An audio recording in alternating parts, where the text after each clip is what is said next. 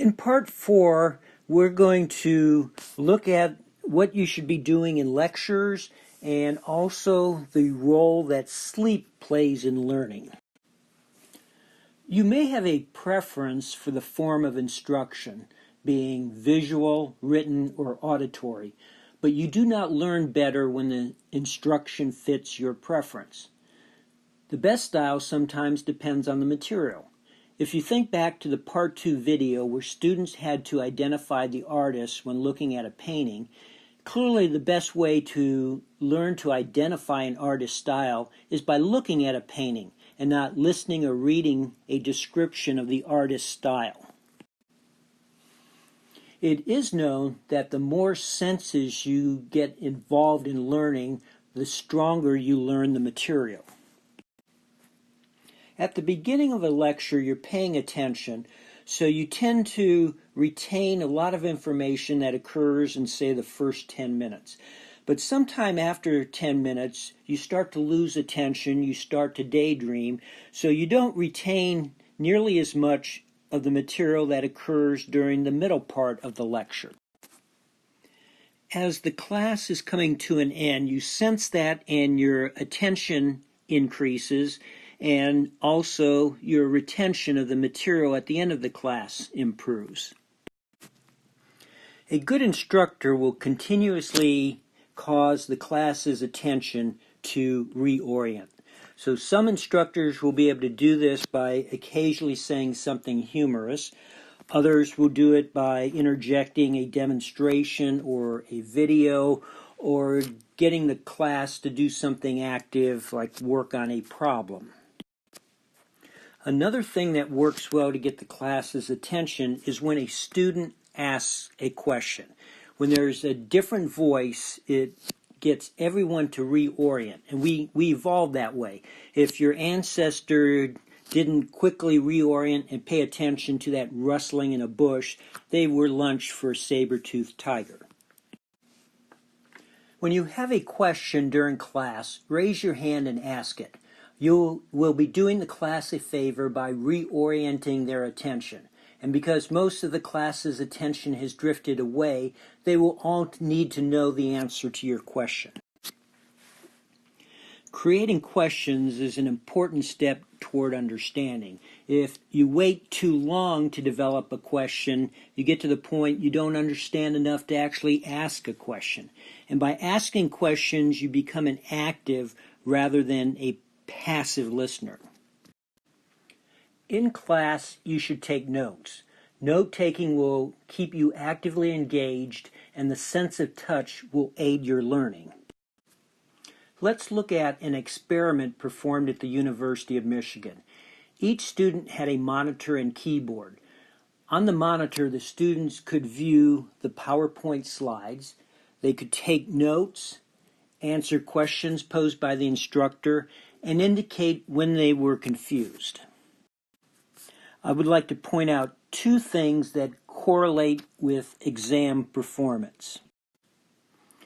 The students who performed greater than 90% took more than 50% more notes than the class average. And as the volume of note-taking went up, the score on exams went up. Interesting, the more the students indicated confusion, the better their exam scores.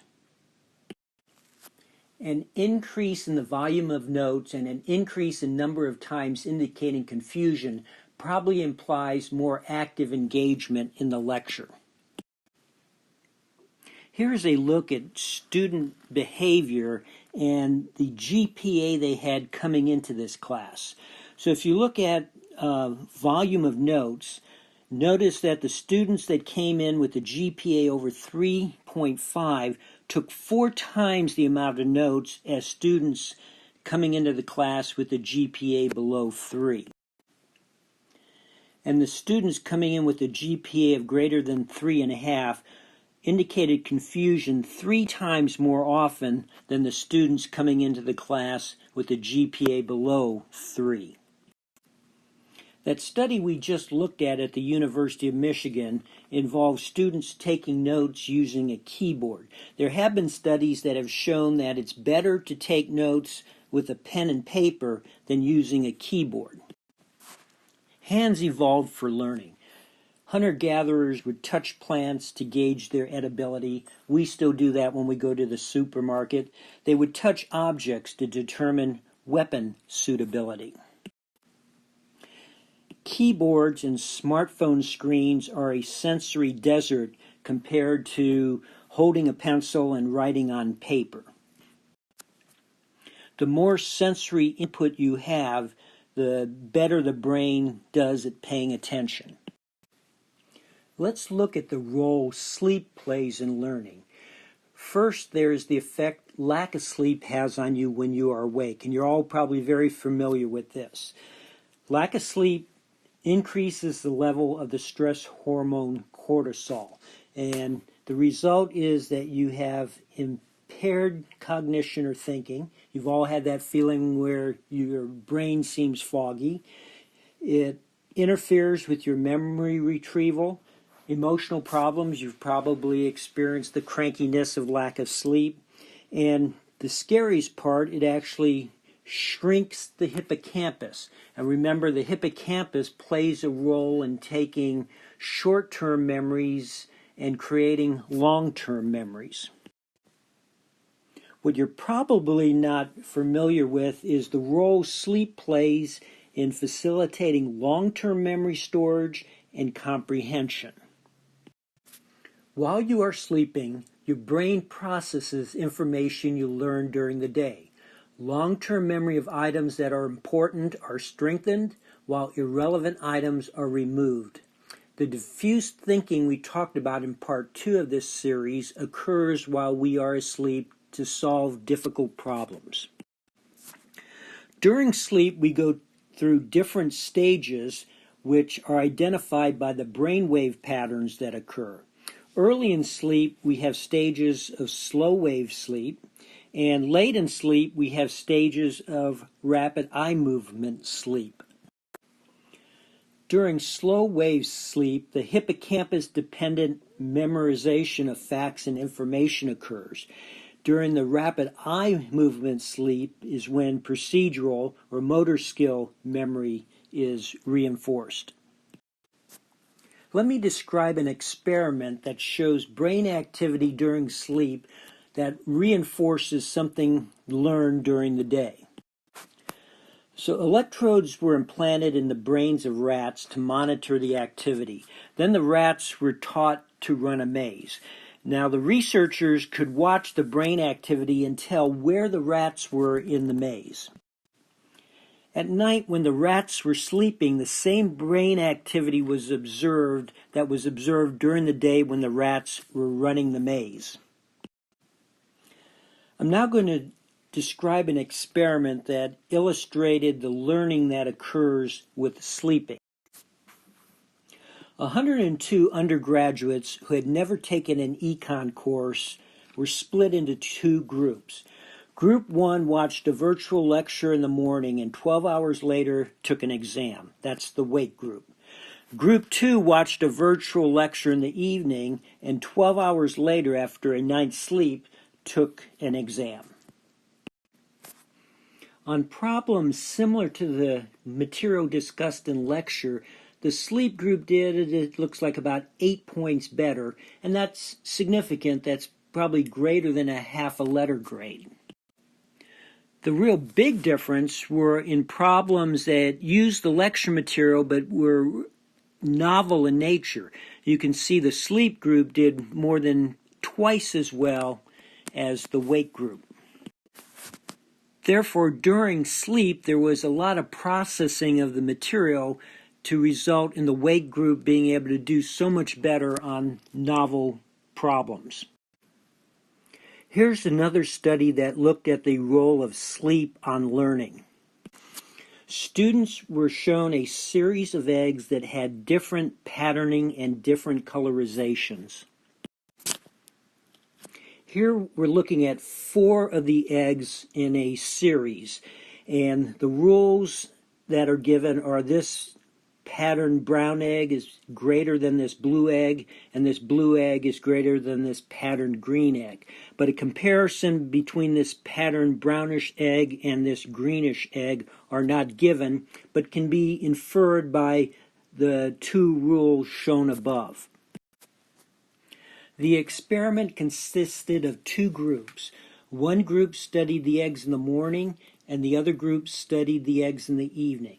Then 20 minutes later, they both aced a test on the comparisons they'd seen. In other words, on these initial rules, as shown in the top row of eggs here. Then 12 hours later, they were asked to rank eggs they'd not seen directly compared. So that would correspond to being shown this brown egg and this green egg. So group 1 did not sleep before they took the test 12 hours later, and group 2 did sleep before they took the test 12 hours later. On coming up with the relationships for the most distantly related pair, the sleep group scored 93%, while the wake group scored only 69%. The sleep group's performance advantage increased after an additional 24 hours. Let's look at another experimental investigation of sleep. So, subjects were taught to solve a mathematical problem using a long, tedious method. Then they would come back 12 hours later to solve more of these problems. Now, group 1 stayed awake and group 2 slept. Now, something they weren't told was that there was a quick, simpler method for solving the problem. 23% of the wake group discovered the simpler method, whereas 59% of the sleep group discovered the simpler, quick method. This again indicates the improved understanding of material with the addition of sleep. And one more final study. In this study, it was found that people who studied in the morning, whether it's words or pattern recognition games, straight retention, or comprehension of deeper structures, do about 30% better on an evening test if they've had an hour-long nap than if they hadn't. So that little bit of sleep, that hour, allows the brain to do some processing and comprehension of that material that was studied. I hope these results convince you that you should never pull all-nighters to prepare for an exam. Sleep cycles are important for consolidating and comprehending material.